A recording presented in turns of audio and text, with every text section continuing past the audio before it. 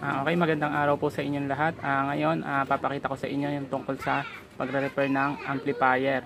Okay, so yung problema ng amplifier nito ay walang sounds. Okay, ayaw niya tumunog, hindi siya nagre-relay. Okay, so ibig sabihin, baka may short siya sa loob. So nung binidyo ko to, nung bibidyo ko dapat to, yung unang-una babaklasin ko. Hindi ko mabidyo kasi puno yung memory ng cellphone ko dahil may mga nakasave pa na video nung sa pagre-repair ng CRT TV, ina-upload ko pa. Napakabagal kasi mag-upload ng PLDT namin kaya di ko na-record yung pagbabaklas ko nito. Okay, yung personal lang. Pero explain ko sa inyo kung paano yung nangyari. Okay, so yung una nung pinaandar ko to, okay, yung series light ko, sinaksak ko, maliwanag siya. Okay, hindi nagbabago yung dim niya. Okay, so pag magre-repair kayo ng amplifier, una nyo isaksak sa series light para makita nyo kung may short o wala ang isang amplifier. Okay, so pag sinaksak nyo tapos sinindihan nyo yung ampli, tapos sumindi ilaw, ibig sabihin may short siya. Okay, pwedeng sa power supply or doon sa binakang amplifier tulad ng power transistor. Okay, so pagka halimbawa ang fuse nyan, sira ang fuse nyan, tapos nasa amplifier ang short nyo, hindi iilaw kagad yung TV kasi syempre sira yung line, yung fuse. Okay, so palitan nyo muna ng fuse tsaka nyo ulit saksak sa series amplifier para makita nyo kung may pagbabago. Okay, so pagka pinalitan nyo yung fuse tapos maliwanag yung series light nyo, ibig sabihin may short doon sa may pinaka amplifier nyo.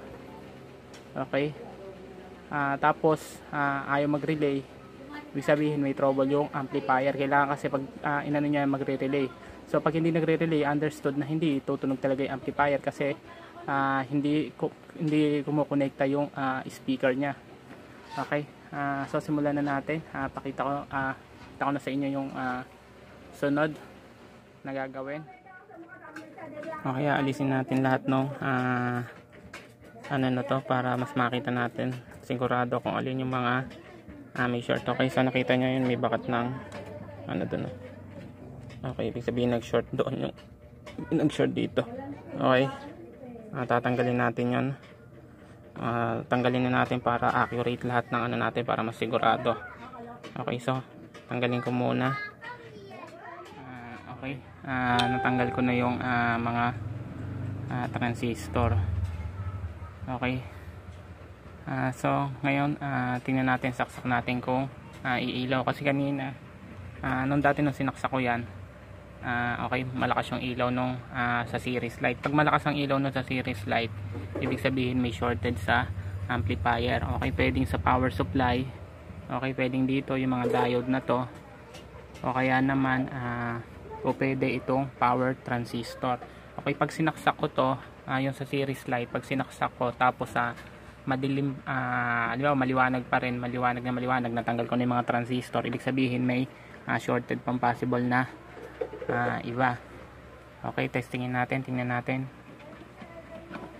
Tapos kailangan magre-relay siya kung wala na siyang problema. Pagka hindi siya nag-relay, ibig sabihin meron naman diferensya pa dito sa ibang ibang part. Okay, okay, so ayun, nakita nyo umilaw tapos nawala. Okay, pakinggan natin kung merong clicking sound. Oh, yun. Okay, narinig nyo. Ibig sabihin nagre-relay na. Ang problema lang natin yung nasa power transistor. Okay, check natin yung mga power transistor na tinanggal ko kung alin dun yung mga shorted. Okay, patay muna natin to. Okay, tingnan muna natin yung mga transistor.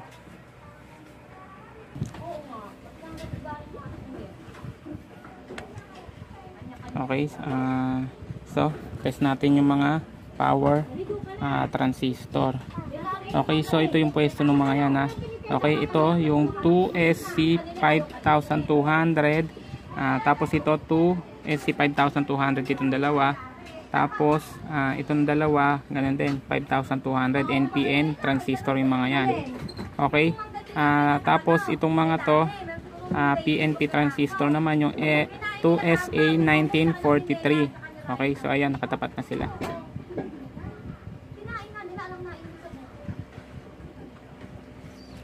Okay, so ayan. Okay, test natin. Okay, so okay, so 0.5 volt. So baliktarin natin, kailangan walang reading dito. Okay, so walang reading. Okay, so kailangan dalawa lang ang reading yan. Okay, dapat ito wala din, wala. Baliktarin ko, kailangan may reading to. Okay, 0.5. Okay, so ibig sabihin okay yung dalawa na yan. Okay, dito muna tayo sa dalawa na to. Okay, walang reading. Kailangan pag binaliktad ko may reading to. Okay, kasi TNP to, mag-i-stay yung negative lead sa digital tester. Okay, so meron. Ibig sabihin okay itong transistor na to. Okay, try natin baliktarin. Okay, walang reading dapat. Walang reading.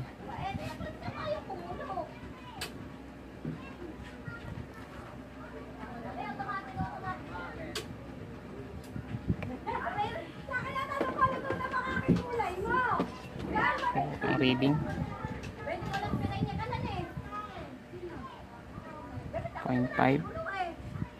0.5. So, okay pa rin tong isa na to. Okay, so nakita nyo yung reading nito. 0.028 volt, 0.029 volt, 0.028 volt, 0.027 volt. Okay, ibig sabihin shorted na tong isa na to. Okay.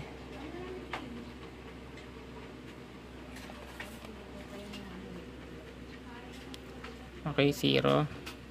Okay, ibig sabihin short na din tong isa na to.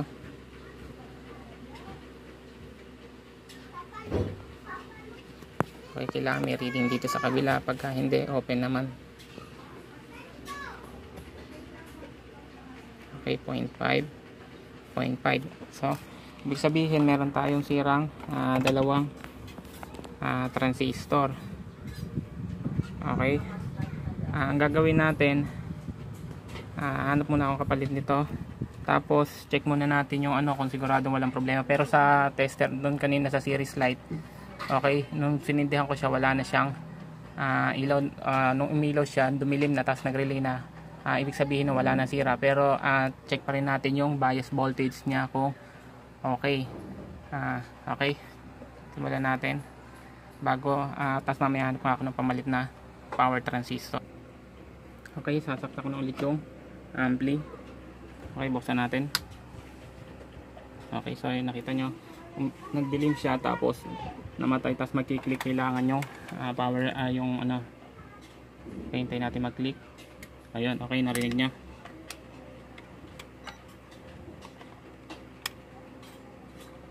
Okay,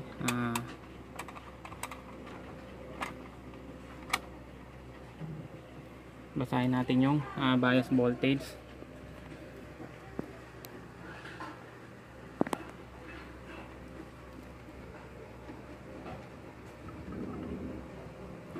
Okay, so ayun, 510 MB, ibig sabihin okay yan, normal.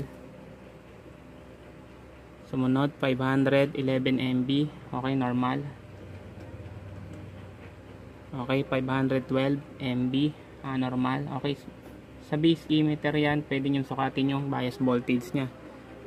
Okay, so normal.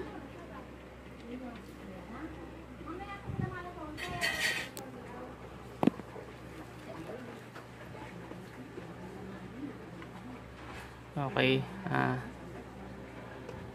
bakit mababa? Hindi lang nakakabit yan. Okay, 497, okay lang yan. Okay, 497, okay din. Okay, 490, okay din. 491. So okay din yung mga bias voltage. Okay, check natin yung supply nya. Okay, 73 volt, halos 74 volt. nakasaksa kasi dito, pero pag nakatanggal yan, hindi naka-series light, ang makukuha mo dyan siguro mga 78 volt. Okay, so yun yung sa supply niya sa collector. Okay, 73 volt. Okay, to sa emitter, okay, kailangan 0 volt lang ang makukuha mo dyan sa emitter. Okay, okay, 0 volt.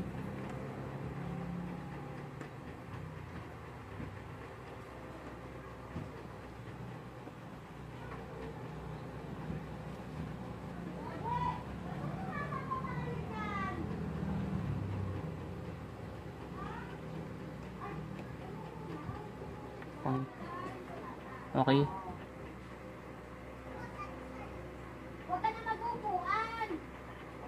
Okay, kasi emitter na yan, kailangan walang voltage yan kasi papunta yan sa speaker. Okay, pagka may DC voltage yan, masusunog yung speaker nyo. Okay. So, ayun yung pagkuha nun sa bias voltage, yung sa kanina. Okay, yung sa base collector. Okay, kasi base emitter pala, base collector emitter. Okay, doon sa una tsaka doon sa pangatlo ng bawat power transistor. Okay, so yung sa supply okay na rin, nakita niyo naman yung sa supply, yung kanina 73 volt yung sukat niya. Okay, so yun lang importanteng ano naman dyan, pinaka importanteng voltage na kukunin niya, yung bias voltage niya.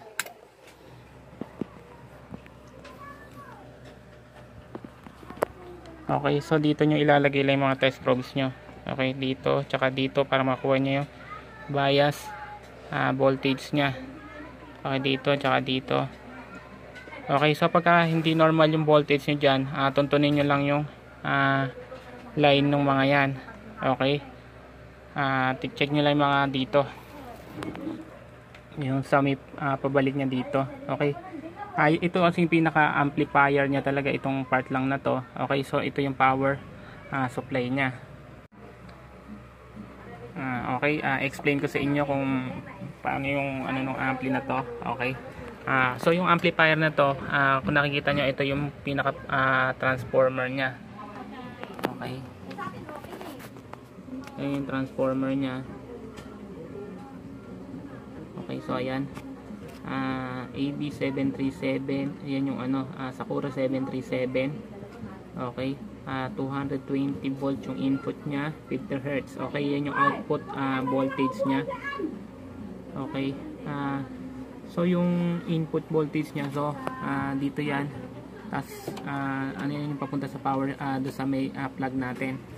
Okay, doon sa outlet, tas hinati siya doon, yung isang linya nya doon sa may switch. Okay, tas papasok na dito sa transformer. Okay, so yung transformer na to, meron siyang yung red nga na wire, yun nga yung sa input nya. Okay, yung blue, black, blue, yun yung 55 volt, 0 volt, 55 volt. Okay, so dito papunta yun, dito sa, ito yung pinaka input nung amplifier mo, dito sa may voltage nya. Okay, tapos yung ibang voltage naman nya, okay, yung yellow, black, yellow, tapos blue, black, blue. Okay, dito naman siya. Okay, supply sa ibang ano yan. Okay, supply naman sa ibang ano yan, yung mga ibang ano yan, tulad ng mga volume control, itong mga blower. Okay, dyan yung supply yan sa ibang ano nya, ibang part ng amplifier. Okay, so dito tayo mag-focus sa may pinaka amplifier nya. Okay, so yung amplifier na yan, ito yung ground nya. Okay, yung black wire kanina. Tapos ito yung 50 volts, 55 volts input nya, 55 volts input nya. Okay, center tap, yung ano na to. Okay, so ito, kung nakikita nyo, itong ano na to, fuse yan. Okay, so yung dalawang 55 volt dumaan sa fuse. Okay, pagdaan yan sa fuse, okay, so nakikita nyo itong mga to, okay, 4 na diode dito, 4 na diode. Okay, so kada linya meron siyang tig 4 na diode. Okay, So yung apat na diode na to, so dito nakaharap yung stripe niya. Okay, so dito yung yung tawag doon, yung cathode nung diode. Itong dalawa na to, cathode. Okay, so ito yung anode niya, tapos cathode. Okay, yung dalawa na to. Okay, so magkasama yan yung AC. Okay, parang bridge type lang na setup, kaso tigalawa yung ano niya, tigalawa yung diode niya. Okay, tigalawa, di ba na ano na kayo nung ano, yung sa may diode na naka-bridge type. Okay, yung naka-bridge type na diode.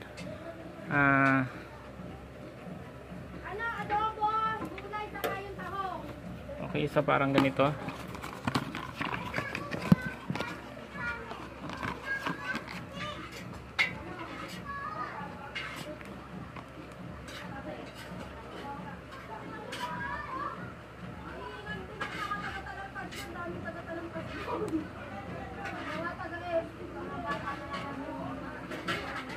Okay, so parang ganyan, di ba nakakakita kayo na pag ganyan. Okay. So kung nakakakita kayong di ba ganyan yung bridge type niya. Okay, so ito yung positive supply, ito yung negative supply. Okay, ito naman yung doon sa doon sa may AC supply niya. Okay, so ito yung sa AC supply. Okay, so kung nakita niyo sa AC supply,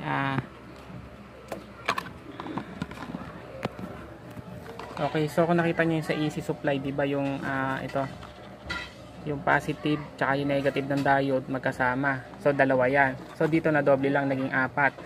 Okay, tigalawa siya. So yung dalawang positive, dalawang negative dito sa AC. Okay, so yung ganyan, kumbaga dinoble lang yung ano niya, dinoble lang yung mga diode niya. Okay, so pagkapasok dyan sa diode na yan, okay, so ito yung positive, positive nya. Okay, papunta dito sa positive ng capacitor. Okay, 10,000 microfarad na capacitor. Okay, so ito yung positive din. Okay, so yung dalawang positive nya pinagsama. Okay, so yung negative nya konektado dito sa may ground naman. Okay, sa ground. Tapos apat bali malalaking capacitor na yan para naman dito sa negative supply yung isa. Okay, so yung dalawang positive naman, okay, ito positive nung capacitor na isa, positive din ng isa, pinagsama yan, konektado siya sa negative naman. So negative dito tsaka positive dito, konektado sa ground dyan. Okay, konektado sila sa ground. So lahat nung sa ground dito nakakonekta. Okay, so yung negative naman nitong dalawang capacitor na to, tas negative dito, okay, ito yung dalawang capacitor na 10,000 microfarad din, konektado naman yan sa negative supply, papunta dito sa power transistor. So yung isa positive. Okay, positive yung isa. Okay, so ito, diba yung positive ng dalawang capacitor na malaki, papunta naman yan dito sa supply. Okay, so yung mga supply na yan papuntang input yan. Okay, so kung NPN transistor yan, okay, tulad nito NPN transistor, so positive to, NPN, so P, okay, so positive collector. Okay, so nandito yung positive nya. So yung apat na ano na to, okay, isa, dalawa, tatlo, apat na NPN transistor nakakonekta dito sa positive supply. Okay, yung negative supply naman papunta doon sa PNP transistor. Okay, so ito yung paanong PNP transistor, isa, dalawa, okay, isa, dalawa, tatlo, apat. So ito naka-jumper dito yan. Okay, naka-jumper. So lahat siya may jumper yung PNP na yan. PNP magkakasama yan, naka-jumper papunta. Okay, magkakasama yung apat na yan, papunta yan dito sa negative supply, yung PNP. So negative yung nasa gitna. So diyan nakatap yung supply ng amplifier. Okay, so yun yung sa connection nung power supply niya, yung positive negative diyan nakalagay. Okay, yung ano naman, itong emitter naman nakakonekta yan doon sa 5 watt na resistor. Okay, 5 watt na resistor, konektado yan. Okay, yung mga emitter 5 watt na resistor. Okay, so yung mga 5 watt na resistor na yan, okay, so yung 5 watt na resistor na yan, yung dalawang PNP, dalawang NPN, okay, konektado yan dito sa papuntang speaker.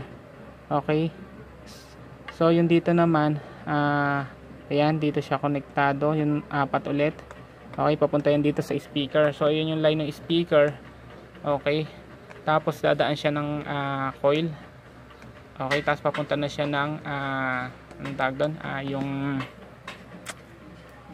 relay. So okay, kaya dito nagki-click yung relay dito. Okay, tapos ito na yung terminal ng resistor ay ng speaker mo. Okay, so yung base naman yan, okay, yung mga base naman papunta yan nung driver transistor. Okay, meron ditong 4 na driver transistor. Okay, doon nakakonekta yung mga yan, so driver transistor. Okay, okay, so kung nakikita nyo, ito yung driver transistor. Okay, ito, tsaka ito. Okay, so yan yung 4 na driver transistor. Okay,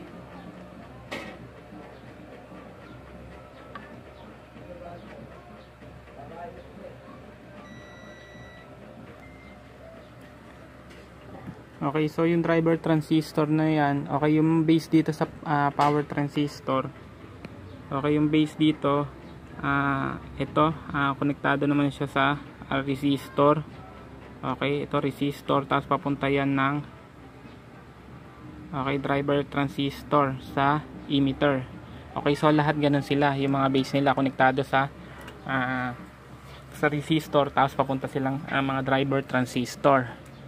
Okay, tapos ito yung mga maliliit na transistor. Okay, so ilang piraso lang naman yan, kaya madali namang i-check lahat yan kung magkakaroon ng problema. Halimbawa, nasira yung power transistor nyo, syempre check nyo na lahat yan. Alam nyo naman mag-check na kung paano mag-test ng transistor, diba? Okay, so tetest nyo lang yung mga transistor na yan. Tapos halimbawa may problema pa rin, hindi nyo makita yung sira, tapos umiilaw pa rin to, o kaya naman hindi tama yung nakukuha yung bias voltage dyan, check nyo din yung mga resistor na konektado sa kanila. Okay, check nyo yung mga yan, nahang nyo yung isa, tapos test nyo kung makukuha nyo yung resistance na kailangan nila. Okay, so ito yung nakakonect ng resistor sa mga base nya. Okay, itong 47 ohms. Okay, 47 ohms yung mga to. Okay, nakakonekta yan sa base. Okay, yung mga yan. Tapos ito naman yung nakakonekta sa emitter. Okay, itong mga 5 watt resistor na yan. Okay, yung mga 5 watt resistor na yan, tapos konektado yan papunta dito sa speaker. Okay, tapos ito yung relay. Okay, pag hindi nagki-click yan, may problema ka sa circuit, tulad ng isang ginawa ko. Okay, hindi ko makita yung problema. Nagtataka ako, ayaw niya mag-relay, buo naman lahat ng transistor niya. Okay, nung pala, dahil kinalawang yung paa. Okay, ito, kinalawang yung paa ng isang transistor, putol pala, hindi ko napansin. Okay, itong part na to, putol pala yung paa, hirap na hirap ako, hindi ko mahanap, hindi ko alam kung saan yung problema. Okay, yung isa nung na-test ko to doon sa kabilang board, tapos walang reading. Nung pala, nung tinignan ko, putol yung paa ng isang transistor. Kaya ibig sabihin, pag yung isang channel nagka-problema, yung isang channel apektado din yung isang channel, hindi tutugtog yung parehas na channel, hindi siya nagre-relay dito. Okay, so yun yung isang ginawa ko. Meron namang yung isa, rumaragak-rak naman yung amplifier, tutugtog siya, tapos pagdating ng bigla na lang parang raragak-rak. Okay, dito naman sa mga transistor na yan, ilan lang yan, 1, 2, 3, 4, 5, 6. Okay, so 7 lang kada channel. Okay, gano'n ang pag di nyo makita yan. Natetest naman siya sa pag nakalagay, magsi 0-0 kayo sa reading. Pero kung kaya nyo bunutin nyo, test nyo ng isa-isa, okay lang. Okay. Ito naman yung driver, transistor nya. Okay, so ito yung 4 na capacitor nga. Ito yung diode nya. Okay, tiga-tiga lawag ano nya. Okay, ito yung mga fuse. Okay. So yun lang naman yung pinaka-amplifier dyan ito lang naman Okay. Yun ay importante yung check mo sa pagka nagkakaroon ng problema yung sa pinaka-amplifier mo. Okay. Left and right naman na yan. Okay, so halos magkaparehas lang ng circuit naman yan. Okay, so halimbawa naman may short, hindi nyo makita dito. Okay, possible naman dito sa pinaka power supply nyo. Test nyo yung power supply, kailangan may pumapasok na kuryente dito. Okay. Tapos ito yung mga diode, ilang piraso lang naman yan. Fuse, capacitor. Okay, so sa amplifier yan lang naman yung supply ng may konti lang, hindi tulad sa TV, napakaraming dapat tingnan pag sa power supply. Okay, ito pagdating mo na pagpasok ng transformer, check mo yung transformer kung okay. Tapos dadaan ng fuse, ng bridge rectifier, capacitor, yun na. Okay, yung power supply. Tapos punta na siya dito sa output transistor. Okay. Okay, mamaya pag nakahanap ako ng dalawang kapalit ng transistor, ilalagay ko to. Babalik ko na doon yung para hindi gano'ng mahaba yung video, hihinangin ko na. Tapos testingin natin kung okay. Okay, hanap muna ako. Okay, maraming salamat po. Gagawa na lang po tayo ng part ng video. Hanap muna ako ng kapalit ng transistor na yan. Okay, tapos titingnan ko kung ano pang mga tips ang mabibigay ko sa inyo tungkol dito sa amplifier. Okay, tingnan ko din kung matuturo ko yung masisingit ko din kung paano yung computein yung pagre-rewind ng amplifier. Okay, kung paano computein to, yung formula. Okay, para in case halimbawa nasira yung transformer nyo, pwede nyo i-rewind yun. Okay, abangan nyo po yung part 2 ng video. Ano pa ba yung po pwede. Okay, so basta abangan nyo lang sa part 2. Okay, hanap ako ng kapalit ng transistor. Okay, pero sure naman na yun na lang ang sira kasi natest na natin yung mga yung component. Okay, so okay naman din sa series light. Okay, so abangan nyo po. Huwag pong kalilimutang i-like at i-share po yung video natin, at please subscribe na din po kayo sa channel natin. Okay, maraming salamat po.